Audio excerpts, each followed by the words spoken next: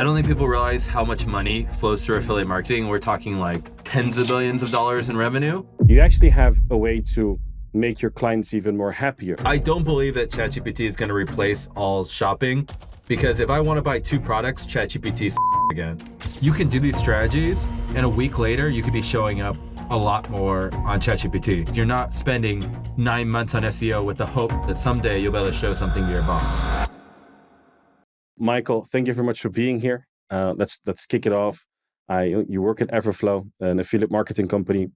I spotted you all. Actually, one of my producers, Rafa, spotted you in one of the episodes on 360 Insights, I believe, 365 Insights. And we knew okay, we need to talk to this guy. He has some interesting insights. So let's start off with an intro from you, and we'll kick it off from there. Yeah, great to be here. So I'm Michael Koole. I'm the SVP of marketing at Everflow. We're a partner marketing platform that does tracking, attribution, and management of all types of partners, whether that's affiliates and influencers driving performance marketing, strategic partners like agencies, tech partners, or one of the best ones, which is referral partners and ambassadors. All of those partnerships can be managed within the platform. And then you have tracking and attribution for all those partners, plus all of your other marketing. So you have an all-in-one sort of like lens into what's driving performance with this sort of like partnership element of like what truly impacts growth. Because when you have a lot more data, you realize that even though there's lots of different marketing channels that drive tons of traffic and tons of leads, partnerships tends to be the one that drives just pure pipeline and customers. That's a lot. But that's true. Like the affiliate space is a big entity. But I'm going to be honest, it's not one of the ones that you hear or see a lot of people talk about. It's, it's kind of there's money to be made. It's not that it isn't, but let's talk about that. Why don't people talk about affiliate marketing in general? Let's start there. So I think it's an excellent question to start. I think with affiliate marketing in particular, I mean, the one hand, well, there's basically 3 parts to this. So one, I don't think people realize how much money flows through affiliate marketing. We're talking like tens of billions of dollars in revenue, because every single major brand you've ever heard of, all e-commerce brands have an affiliate program, and that is a massive business. So like there is a ton of revenue flowing through affiliate marketing. I mean, just in terms of Everflow ourselves, $5 billion goes through us. And that's because in addition to customers using us directly, we're also the back end for a ton of these large affiliate networks. So there's a ton of volume going back and forth. And we're just one fraction of like the whole affiliate marketing. So the amount of money is significant, but there's really 2 reasons that you don't hear about affiliate marketing that much, and you don't hear that much prestige. So one, affiliate marketing is much clearer when it's involving e-commerce and more direct-to-consumer type companies. So that buckets it a little bit. And then with affiliate marketing, there's 2 major things. One is like so much of affiliate marketing historically has been through coupon websites and loyalty websites, where it's all about getting a discount code. Did someone actually make a decision because they got this extra discount? There's a lot of like debate there about like what is the value. But the reason that affiliate marketing is so centered around coupon codes and traditional e-commerce is because it's fast and easy. Like I can set up an affiliate program for an e-commerce brand. Every coupon website can be turned on like that, and I can start seeing revenue from my affiliate program. So as the affiliate manager, that's my easiest path towards like success. But it also means like you have a lot of debate of how much true revenue are you delivering for your company. So there's a lot of disputes there. So I think that's one thing that's kind of held back. And then the other piece is that normally affiliate marketing is only looked at this like pure performance revenue of like I make $100, I pay out 10% of that, so $10 to the affiliate. That is all that affiliate marketing is this very like scaled CPA type motion of like paying a percentage of an action or paying a dollar amount. And that misses how much other things that affiliate marketing influence in terms of like driving demand, brand awareness, driving users that come back and purchase again. Like there is a ton of extra like metrics and data that affiliate is really impacting that a traditional affiliate program is not looking at. So again, the affiliate manager is like they're put in this sort of siloed bucket of like, that's the person who handles coupons and they have no impact on the business other than driving revenue. So let's put them in a little box and then move on for all of our other marketing. So because affiliate marketing got so siloed, no matter how much revenue it drove, it didn't get the prestige that is tied to the massive amounts of revenue flowing. That is insane. I mean, hearing you speak, I immediately think about companies like whether it's Airbnb, whether it's Amazon, whether it's your local movie theater, for example. I mean, I live in Amsterdam. My girlfriend lives in Spain. When I go visit Spain, I go to English cinemas in Madrid.com. And obviously, it's an affiliate play. There's going to be somebody making the money because it's giving me all of them at the same time. And I remember a lot in affiliate marketing when it comes to I've seen it in fashion, in babies, right? Babies. I think affiliate marketing used to be super big back in. Not sure how it is right now, but I do remember babies being a big category in affiliate marketing. Um, to me, it's always been something that has been very much consumer facing, and I was interested to seeing that there's also there is more and more also B2B um, coming for affiliate marketing. So listening to you and listening to the reasons why. So one of them is, okay, it's just seen as, sometimes even seen as a cost, or sorry, as a loss leader, because hey, I'm paying, but I think a lot of people disregard the fact you're paying your CAC also for Facebook, for Meta, and you're paying it also for Google, anywhere else. The difference is when somebody buys through affiliate marketing, you immediately know, and you pay only for when the commission is there. So it's a very much more straightforward revenue model because you only pay out when it's there, which is what I always liked about it.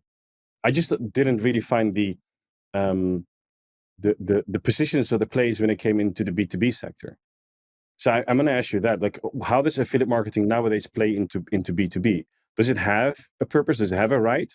And how can that's two scenarios. How can a company just starting out, it's a startup, whether it's a B2B service industry, and how about a company just raised $300 million that they're at a 1 billion valuation or even more? Like, how can they make use of affiliate marketing? I mean, if you raise that much money, you can figure out ways to make it work. For a much smaller B2B company that just started and now is trying to launch an affiliate program, I would say just don't do it. Affiliate marketing is a hard channel and you need to prove your own sort of like marketing engine, your conversion rates, because when you work with affiliates, those are like third-party marketers promoting on your behalf, but they're also taking the risk of like spending their time and their effort promoting you. If they don't see results quickly, they're just going to stop. So I would say that don't consider this as like one of your first channels. This is like a secondary channel to sort of keep scaling and to scale much more sustainably. So that's the first part. And then I can go into what does work for B2B affiliate marketing. But any questions on that first part? No, I think everybody's going to be curious about what works. So when you're at the right scale where you have traction and you're sort of looking to keep growing it to next tiers, like I would say that the first thing with B2B like affiliate programs is just your best growth engine will always be, how do I take happy customers and turn those into referral partners? Because when a happy customer that knows your product really well is paying you, recommends that their industry peers check you out, there's so much trust that comes with that. Like if I'm evaluating 3 software tools and I know that my buddy is spending a lot of money on this software tool and actually really likes it and thinks it's a great product, I'm going to make that choice. So if you can get your customers to become referral partners, that's an extremely powerful motion. And paying them on an affiliate type model where you're paying them per qualified lead so that they see results right away, that is a very strong way to start. And then you can sort of, when you have a more advanced platform and stuff, you can do more complicated things like, I'll pay you, say, the way we do our own referral program is pay $250 on the qualified lead, $500 on the opportunity stage, and $1,000 on the customer stage. So all in all, we pay $1,750, but it's in 3 different steps, which means that as soon as they make that referral, they're getting paid, but then they can make a lot of money when that becomes a customer. So that's a extremely powerful motion.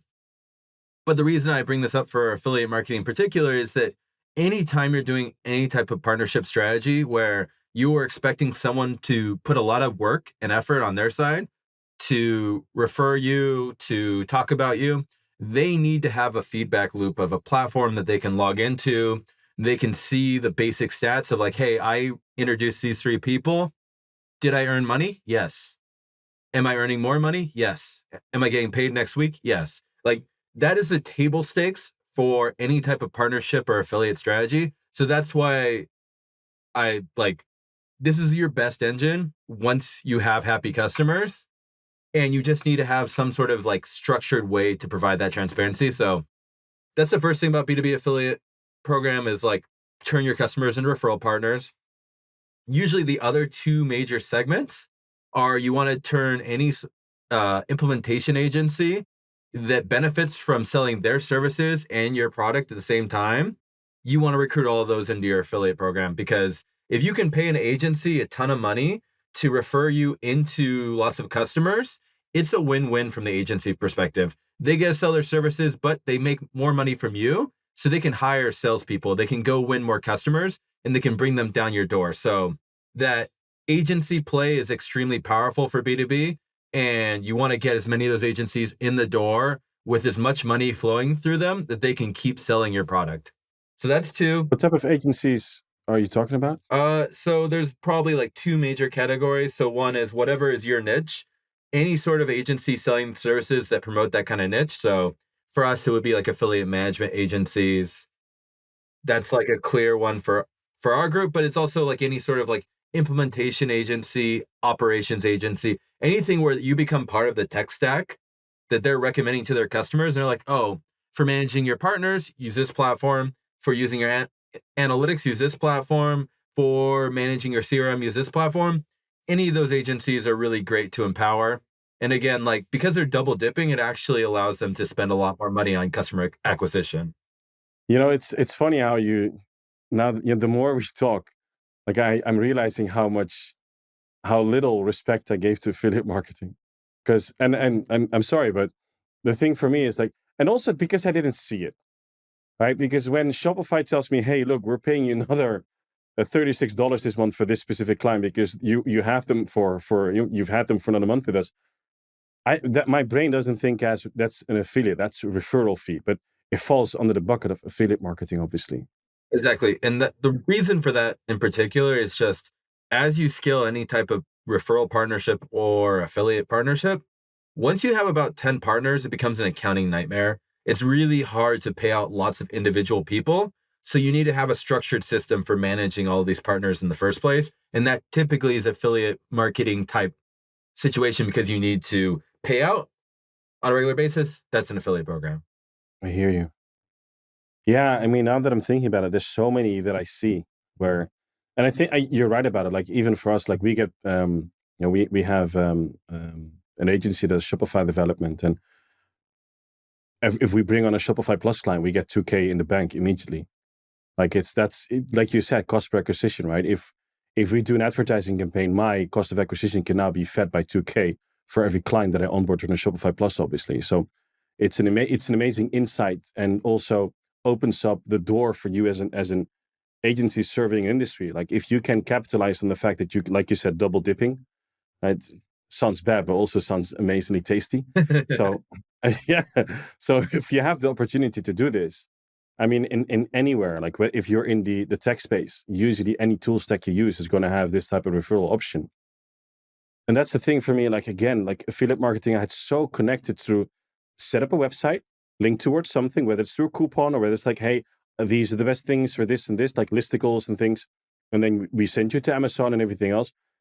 But if we put the bucket of, and I really appreciate what you said, just to reiterate, we have, as B2B, affiliate marketing is a very difficult play. However, the referral part under affiliate marketing is a very interesting and tasty play. Whether you are a B2B SaaS, whether you are a B2B agency, there is a way for you to incorporate this in. So you could essentially, like we said, double dip as an agency, but at the same time, from a tool perspective, service provider, you actually have a way to make your clients even more happier, right? Because if they like the tool, wouldn't it be even better if other people like the tool as well? Because the more that goes into the tool, A, it's good for them to make money back with the kickback fee. But second of all, it keeps the tool obviously going and going, because nobody likes a tool that they love that dies. I mean, I've had a few of those. Obviously, if I can support you in any way or form, I would love to do it. Right. And it's how a lot of these companies have grown. I think that's my question as well. Like, is there one company that comes to mind as like, yo, they grew with affiliate marketing so big you don't even know? I mean, the most classic one, of course, is Amazon. Like Amazon Associates is one of the major sources for Amazon.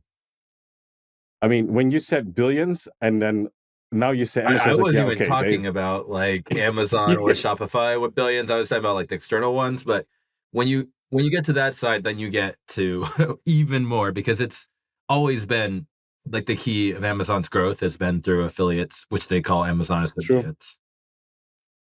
true.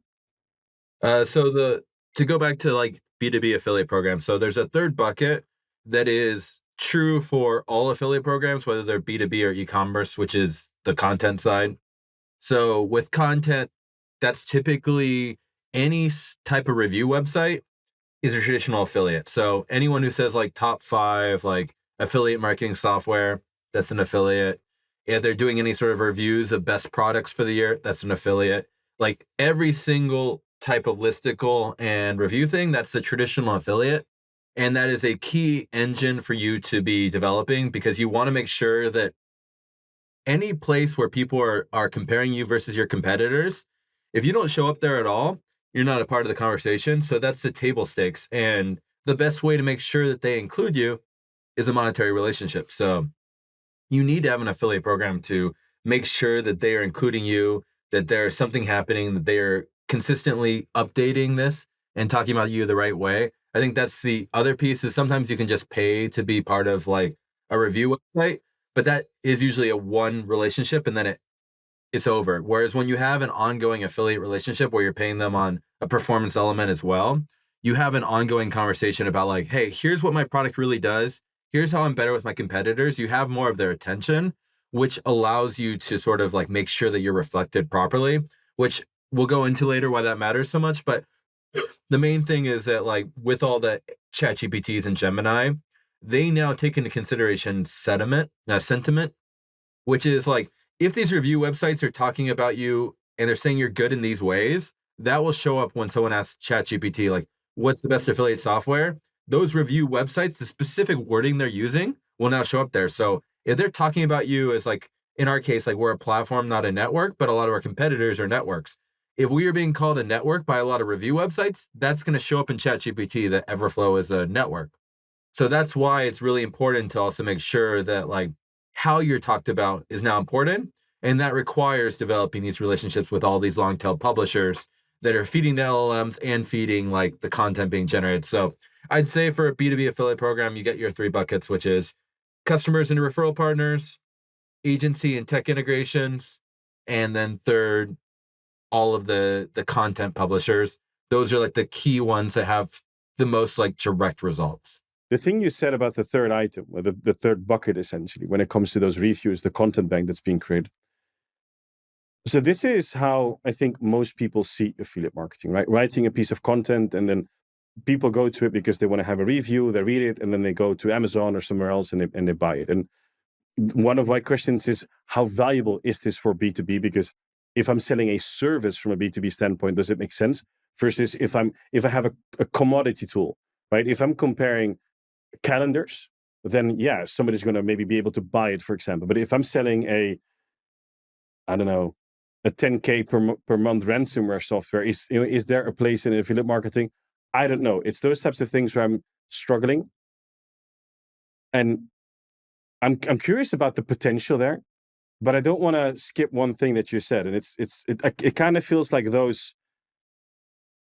content that's been created from an SEO standpoint creates a backlink, right? So, creates, well, it doesn't create a backlink because sometimes I'll link back to you, but sometimes I'll link to Amazon, for example, a different thing, but I can still talk about your brand. You spoke about sentiment where, if I'm talking positive about your website, about your product, I mean, your brand, this can now get picked up. And we used to have a situation where Google would scrape the websites, get all the information, and okay, best toothbrush, best car detail service or whatsoever, and I would find an affiliate website that would tell me this information, and I could go there, see it, read it, and click on it. But Google would tell me, hey, you can find the answer there. Nowadays, we're getting into a situation where even Google nowadays, but specifically our hype man ChatGPT, is giving us the answer immediately. And what I heard from you, and I just want to make sure I'm absolutely right, is you're saying that the efforts that the foundation that people laid with affiliate marketing until today have actually caused them to have a bonus effect in ChatGPT, because if they have a positive review and ChatGPT is scraping them, whether it's for their index or whether it's real time, they now have people talking positive about them, which kind of stimulates the brand. And now, if you look at today's age, it kind of feels like you must be playing this route, because I'm going to tie it back into the other thing you said, is the partnerships. If I just buy a backlink, and I have it for maybe a year or something. But if I have a relationship with a publisher that is doing affiliate marketing, I'm now in a situation where I can continuously engage with this person, refine the statements being used, and also kind of help train these AI models to speak about me in a certain way. That's the claim I'm hearing. Am I right? Or Yes, that's totally right. And that's part of the reason why it's so interesting in this moment. I mean, so to go back, like, review websites have always mattered. If you can look at your product and you can sort of be like comparison versus, if you have any competitors, there's probably some comparisons. Like most basic G2 will be doing alternative versus everything. So there will always be some comparisons, but there's usually at least someone who has figured out to like create a like top 5 solutions for basically every problem, because it's an easy thing to like rank in SEO. And it's always been a good affiliate strategy to sort of be the comparison site for all these things. So if you can find any comparison websites, then you know, okay, there's some legs here. So that part's pretty straightforward. But yeah, it has a huge extra effect now that this content. So the, let's go back to sort of like how LLMs discover stuff now. So when you ask a question like, say, like, what is the best affiliate marketing software? That is the prompt you type in. ChatGPT or Gemini will generate the response. The way that they generate that response is usually 8 to 10 citations. And a citation is different websites that's referencing to generate its response. And usually the way the citations split up is like, right now it's more like 2 Reddit. So it'd be like 2 individual Reddit posts, like 1 YouTube post, Wikipedia, and then 4 to 6 other things. Usually like your own brand, if you have a lot of content, will be one of the citations, and the other ones will all be long tail publishers. So it takes those 10 sources and then it evaluates them, and it comes to consensus of what's the right response. So it's going to look at all of those and be like, okay, like let me create a summary of all of this and then predict what this person wants to hear based on that. What that means is that if it's grabbing a bunch of citations of publishers that are reviewing your competitors, but not you, then you won't show up in that response. So you will basically just not be a part of the conversation. And that's why this is also really interesting, is because from the publisher perspective, this is really hard on them, because ChatGPT and Gemini are taking a lot of the clicks and traffic and people are not going to them anymore. But from the brand perspective, like, I actually don't care if I get any clicks at all. If I'm influencing every conversation and then someone comes in and then immediately requests a demo and becomes a customer, I've already won, because at the end of the day, like, I care about pipeline and revenue. And as long as I'm delivering that, I'm succeeding in my role. So I don't actually need the traffic. I just need to make sure that when people ask questions to ChatGPT about anything around my industry, that Everflow is like one of the things being mentioned and being talked about very warmly as one of the best solutions there, because that is how I drive customers. So that's why this is like, you hear a lot of doom and gloom here, but from the brand perspective, like, as long as you're showing up in the conversation, you're going to win stuff. Yeah, it feels like you now have a new way of influencing models in a way you never had before. And it's so fast. Like, that's the most important part about this, is you can do these strategies and a week later you could be showing up a lot more on ChatGPT. Yeah. And like the Google overviews is a good way to analyze this. So if you look at how your brand's being talked about in like any of the Google AI overviews, you can actually tweak that within like a few days by just working with a couple publishers that talk about your brand slightly different, and the overview will update. It's so fast right now because it's all wild west of this new technology. So it's a really interesting time to experiment with this because you're not spending 9 months on SEO with the hope that someday you'll be able to show something to your boss. I like what you're saying. And I think it. So here's the thing for me, because this plays very much into the backlink territory. Like in terms of as backlinks are now for AIs being replaced with citations. It doesn't really matter if you have a backlink. It's about whether somebody talks about you, right? Somebody needs to mention you. So if you're talking about affiliate marketing, the great thing is you have more control. Usually these websites have done an amazing job at ranking high and gaining trust from Google and other sources. So that means if a question is being prompted in comparison or related to the topic, usually they will claim a very high spot.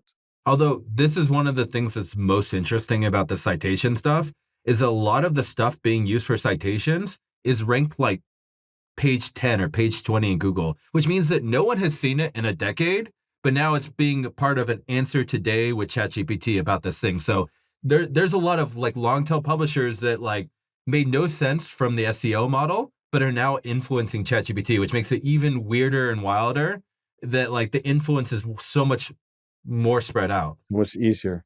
You think that's due to the query fan out that ChatGPT does? Because I we don't have more really long tail keywords that kind of haven't been used before, and we just get those rogue websites popping up left and right. I think it's just because it looks at everything. So it's not making a determination about like what is the most SEO optimized page. It's just like this was good content. This is relevant to what that person is answering. And it's kind of like doing a random sample of like all the content I can pull from citations every single time.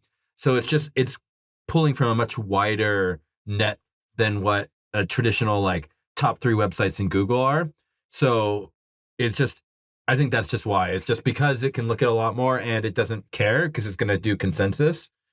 It means that long tail is now way more influential. Yeah, for me, long tail is backed up by the query fan out. Like, so the fact that we have these AI models now making their own search queries, and they're usually 5 keywords, if not longer sometimes, that already creates a far different type of way than human search, right? Because when's the last time you did a 5 keyword search? I mean, I'm sorry, I'll do 1, 2, maybe 3. Unless I'm looking like in this specific place, I'll those 2 letters are just those 2 words are the 5th, right? A Chinese restaurant in Amsterdam, okay, gets me to 4, not even to 5. Or open now, right? Okay, I'll be at 6. But beyond that, I would never think about anything. If I want to find a red dress, I'll type in red dress. And I've seen ChatGPT do queries that are like really, really specific, and it's doing multiple at the same time, getting that information.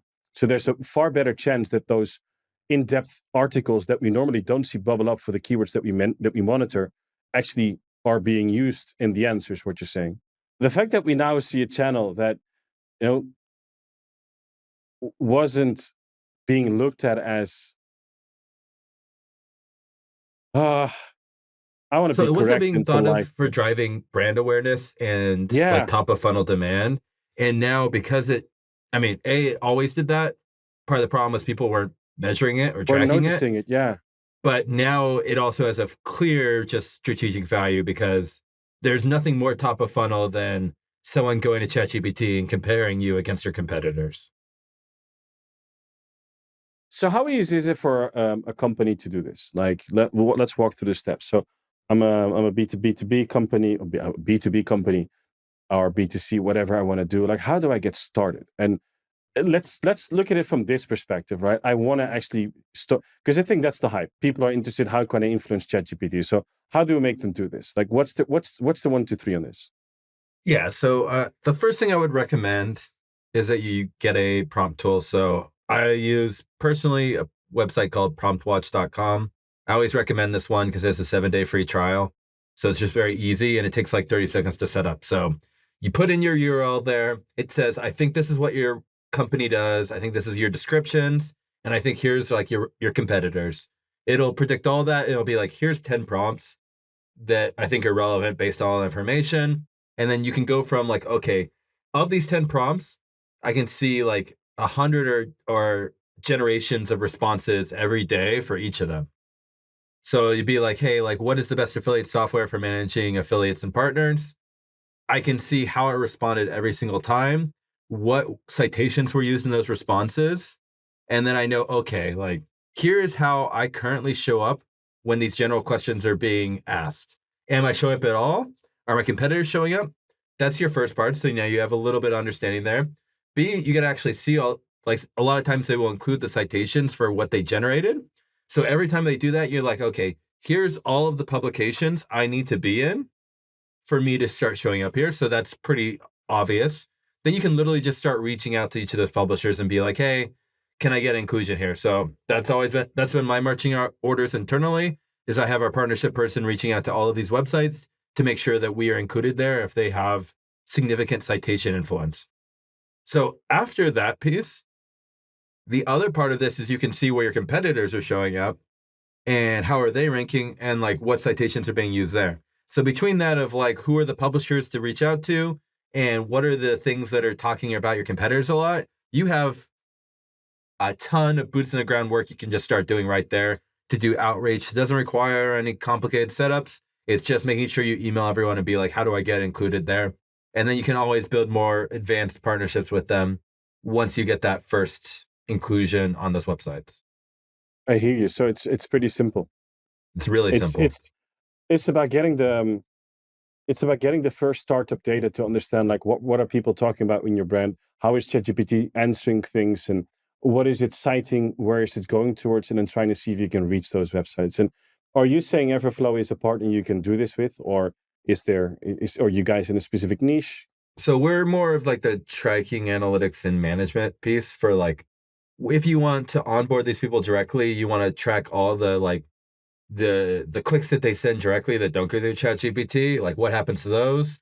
Do they drive engagement? Do they drive customers? Do they drive repeat customers and subscriptions and stuff like that? So we can track the full user journey on our side of like all of the traffic they're sending to you, as well as you can do view through attribution, you can do code tracking. There's lots of different ways to do this part.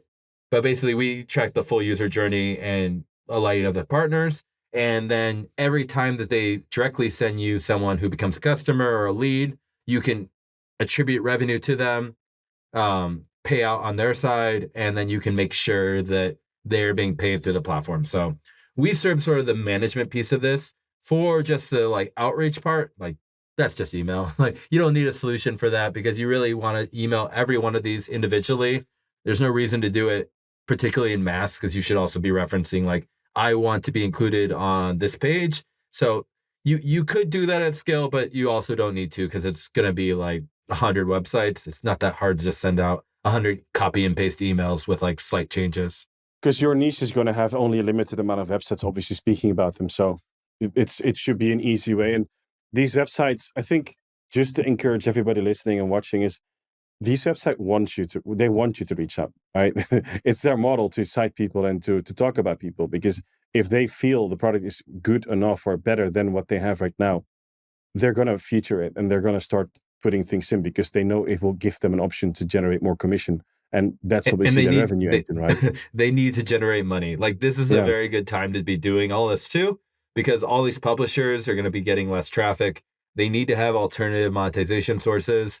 And right now it's pretty affordable to just pay them directly to at least put one post with you, reviewing you versus everything else that they're reviewing. Like it's very affordable right now. But as people realize the power of this, and these publishers start feeling the crunch of how they pay their writers, it's just going to get more and more expensive because this both matters and like they have not reached the sort of demand where they start charging $10,000 a pop. Right now, most of these things are like $500 to $1,000 from the ones in our categories we're seeing, and like that will change over time as people get more used to this.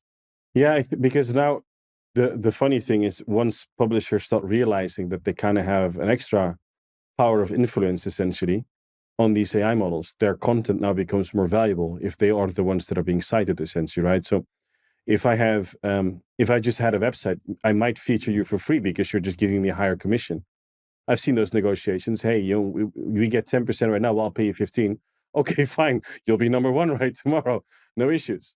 But now we're getting to a point where it's actually beneficial for a brand to be mentioned there. And once you start unlocking that core aspect, it obviously adds some significant margin or willingness to pay, because depending on the brand, the niche, the sector, the market, and the customer acquisition cost, this can go a lot higher than $1,000 for just an article. Specifically, if you now have the option to also keep on engaging with the article and, hey, we're releasing a new product, can we also have it mentioned here, right? Because now you have a relationship. You can start engaging with that same platform again and again and again, to what you mentioned before. Damn. That's an angle, man. That's an angle I've not heard before. And it's an angle I think that a lot of people will start investigating in once they get in the know about this. I think that's an important realization. We're in the very beginning stretches. Yeah. Yeah. So wow. like with this stuff, like so much is like I only realized it because I started looking at the prompt tools and seeing how citations work.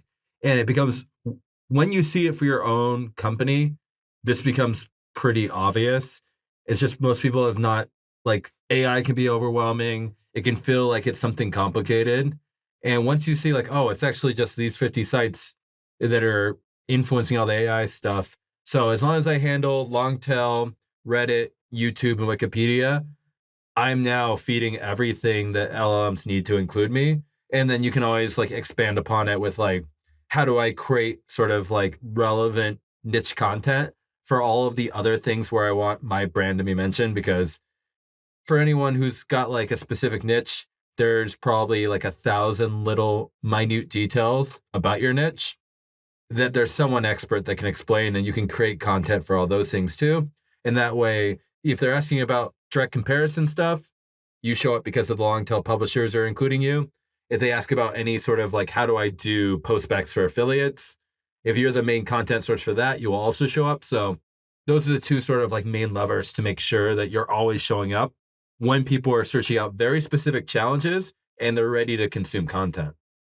So how do you, because one of the things you mentioned about these affiliate websites is they're hungry for the cash influx as well, because their visitors have been dropping. I mean, we've all seen and heard about the AI overviews killing 60% of people's visitors. If sometimes a little bit less, but I think the average number is anywhere between 40 and 60% of your visitors has dropped.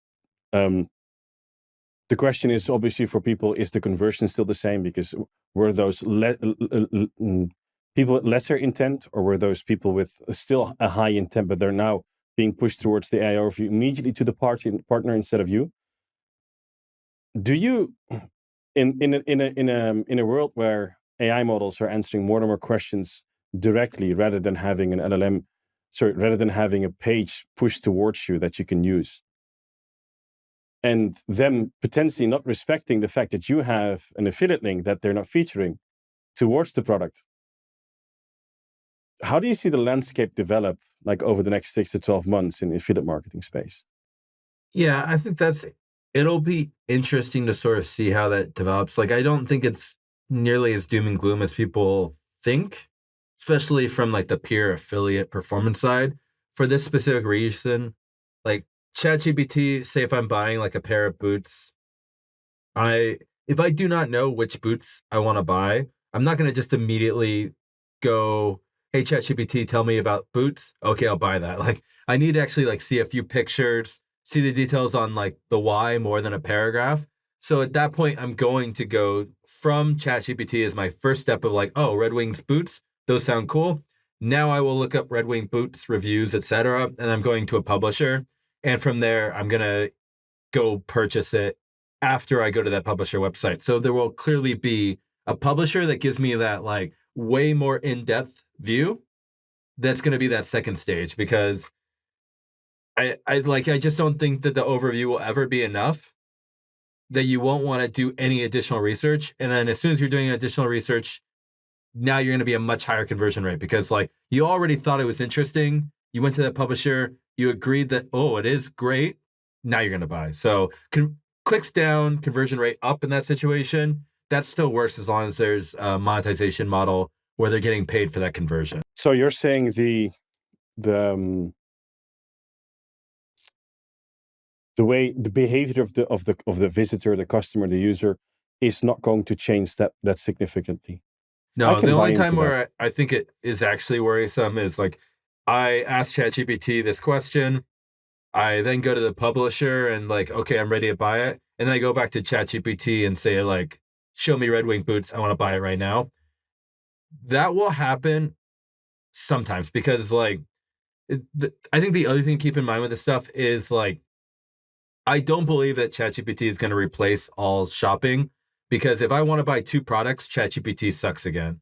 If I want to buy one very specific product and I don't want to go through the e-commerce website because anyone who's bought online knows that somehow, even though this is all their job is to make a good website, most e-commerce websites are terrible to buy from and they're going to pop up 20 times to like say like sign up for my You have to newsletter create an account and every the website website. will break on your phone. So in that Yeah. situation, some people will do ChatGPT because they just want to buy this one thing.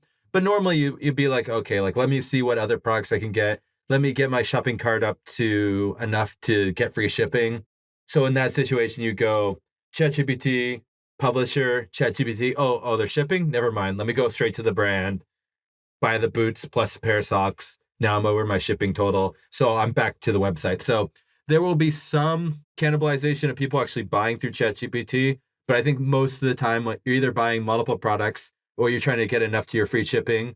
So you'll buy directly from the brand or Amazon or something, in which case the affiliate is still getting paid in that situation. So I'm not too worried about that side. I think it'll work out. I hear you. And you raise a valuable point that people will some behaviors are going to stay the same. Like if I'm buying a shoe, I would like to see what else is there because ChatGPT, yeah, you showed me this one or maybe these three, but there might be 10 others I'd like to see. And likewise, if I'm purchasing something and it's something new to me, the thing I really want to find out is, hey, is this I need to know everything about it, right? Like let's say if I'm buying a fishing rod I don't fish. I used to when I was a kid, but I know they go hard on this, right? So if you're buying a new fishing rod, you want to know every little thing about it, or a bicycle, or anything else, right? You're gonna do your research. I believe that's the case as well. There are Yeah, certain there's decisions I things you can think just ChatGPT buy, but will. there's most things you can't. Yeah, exactly. I agree. I think ChatGPT will be of assistant in a lot of decision making, but there's things that you really need to dive into. I hear you. And it's just like, it's really just ease of use is what matters here. So there's things you're going to buy from ChatGPT because it's easier to buy it than directly from the brand or even from Amazon. There, that is where it has power. But in most situations, it's not going to be that much easier than just buying from direct from brand or Amazon because you want to either do something else or like look for another product. So you just always want to keep that in mind is like the thing that wins is the easiest path. And there's only certain situations where ChatGPT direct is the easiest path. Yeah, and I honestly, even if you look at the fact of Amazon, right? Because you could say, hey, Amazon created this entire website where you don't even have to go anywhere. You can find anything. It's the biggest mall essentially. People still go to find reviews on affiliate websites. People still go and find a trusted source externally to get insights because before they push the button, before they actually pay money, they want to know for sure if that's the thing that they want to buy. And I And not to think mention that's they're not looking going to for change. the coupon there.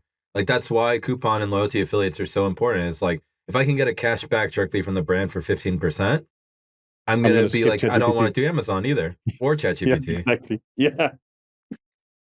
Yeah, I hear you. Man, that's some interesting insights here. I have based on all of this, like I've gained a different view on affiliate marketing. And obviously, look, towards my DNA, my core, the aspect that we kind of just touched on right now in terms of how it can kind of play into that online visibility, how it's now kind of also brand reputation a management tool, which it already was, but now it's becoming more important. It's the same thing where, people say citations is the new thing. Well, we had backlinks way before. And that was the same thing. We were talking positive about the brand as well. If you saw the article here, you'd be convinced it's a good thing, right? But now we're getting so much more of a spotlight on affiliate marketing. I absolutely love it because I see the potential in there.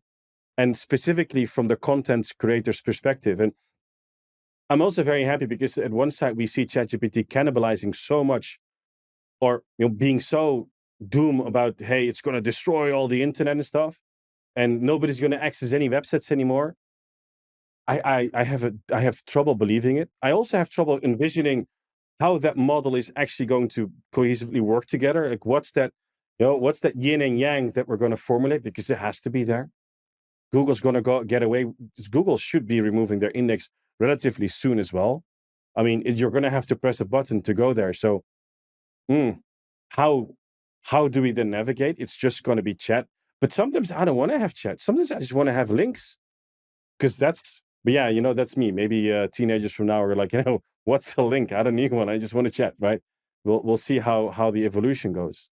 It's just rule of thumb, though. Whatever is easiest. Like, there are times when chat is easier, and there's times when you're like, I just want to see another publisher that I can trust here to make my decision. And like, those are two very clear use cases. And there's no reason that you would ever not want a third party validation on some of this stuff.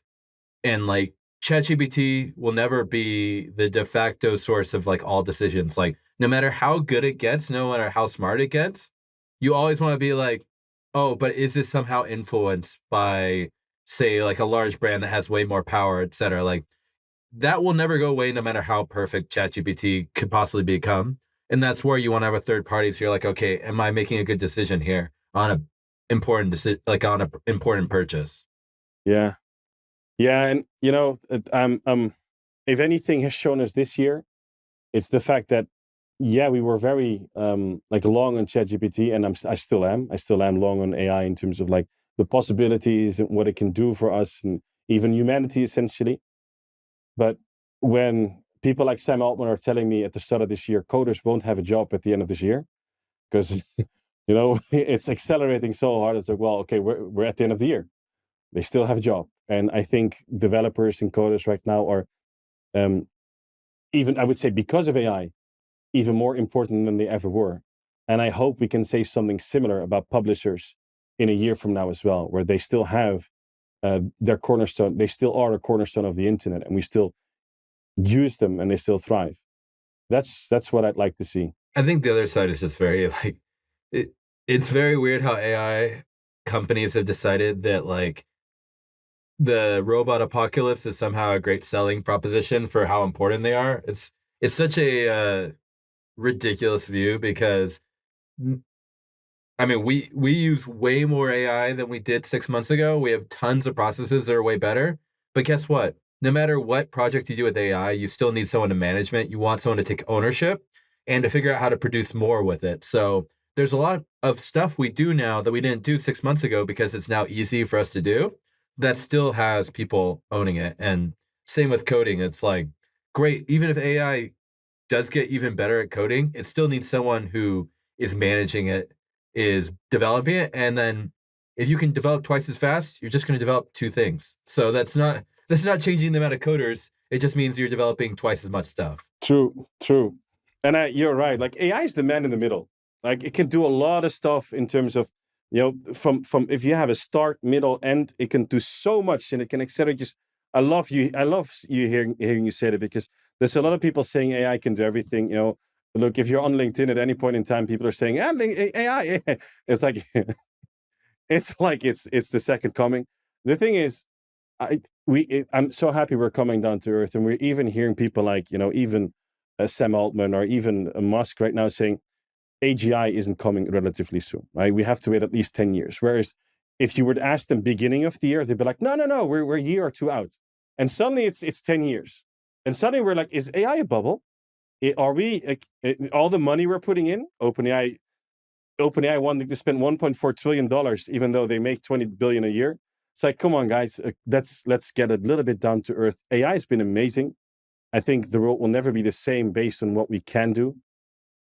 But I look forward to what's going to happen next year. But I'm also understanding that acceleration that we had in the last year, I don't think we're going to see that relatively soon. I hope. Well, hey, if it happens, fuck, I'll ride the next wave. I'd like to. I'm curious to see what it's going to bring. Yeah, I think no matter what, you'll still want people.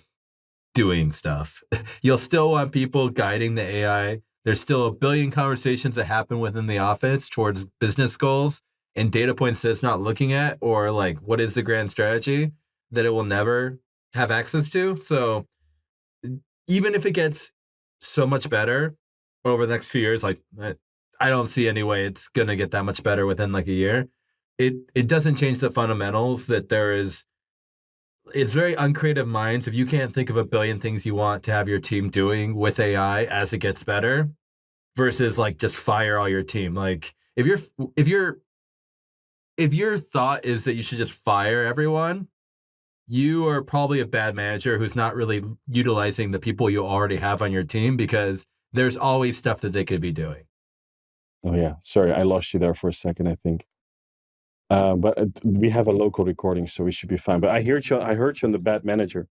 Man, I couldn't agree with you more. If a person, it, to be honest, I haven't heard of anybody being laid off because of AI. I see a lot of stuff in the news when it's like, oh, Amazon this, and then the truth is, people are optimizing always, and AI is definitely a next optimization step. But I haven't heard of a single instance where AI actually took a person's job and did it to completion fully. Um, Man, Michael, this has been a nice conversation. That's what I can say. It's I've had some good insights. I love how I love how we kind of put this, like, look, you live in a world where affiliate marketing is in the spotlight. So I'm gonna, from my perspective, I love how we put a spotlight on affiliate marketing and gave it the love it needed. Because I definitely found a new kind of love for affiliate marketing that I haven't felt in a long time. So I'm gonna be looking into this way more. It's something where I think the companies you work with or the people I work with can learn a lot from, and that's why I wanted to have you on the show as well. I thought you had a very interesting angle and vision at the same time, and also from somebody that's actually like in the weeds, because where you are positioned, and it's kind of like you eat your own dog food. I think it's a good lesson for people to listen to, and thank you very much for being here. I wish to speak to you soon. Well, let's see if we can do another episode in a few months. But for now, Michael, thank you very much. Is there anything that you want to shout out, call out for? How can people find you? Yeah, you can always connect with me. Just look up Michael Koole plus Everflow on LinkedIn. I have a generic name, so it's best to just include Everflow in the search. And then if you want to learn more about Everflow, just go to everflow.io, and you can always, we have interactive guides. We have a ton of content because, again, like, we also need to feed the beast here, and like we keep building processes for better feeding the LLM beast with like expert content on all sorts of topics. And then you can always request for a free trial if you want to test out Everflow for your own business. I like that. And just to make it clear, you guys facilitate transparency, right? You are the fabric when it comes to, okay, I have an affiliate marketing system engine. I want to make my affiliates, people that sell me, the people I entrust with my brand, the people that are bringing in customers for me. I want to make sure they have transparency in how much they can make, how much they make, how many people they bring, the conversion rate. So everything is just on the up and up. So you feed that relationship with the best clarity, the best attribution model out there, and the best transparency. Correct? Yeah. So from the partner affiliate perspective, like we provide the full transparency into everything that's happening, and we make it easy to handle the payments to them. From the affiliate manager, Payments partner also. manager, they have the ability to recruit. What? Payments also. Yeah. So we have native payment processing for handling all the payments, because that's like the key part of all this is like, how do you actually pay them out at scale to like 20, 30, 100 partners? You need to have a payment solution with invoicing and all that. So that's the affiliate piece. The other piece of that is from the like manager side, like you can onboard any number of partners. It's your own platform. So there's no like third party contracts. You can bring on anyone you want to work with, whether that's on a monetary relationship or a non-monetary, because a lot of referrals are just out of love. So you can have all those partners in the same place. You can track the full user journey all the way from like engagement and top of funnel demand things like, did they visit your pricing page? Did they sign up for your newsletter? All that, all the way to customer, to did that customer renew for another year? Do they upgrade plans? So you get to see that full journey there. and you have all of this like deep data like reporting to sort of understand like what is the true impact of all these partners on your brand, on your revenue, and how do you tell your boss in the C-suite about why affiliate marketing matters.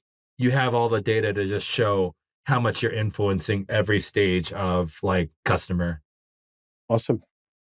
Well, a man that knows his shit. Very simple.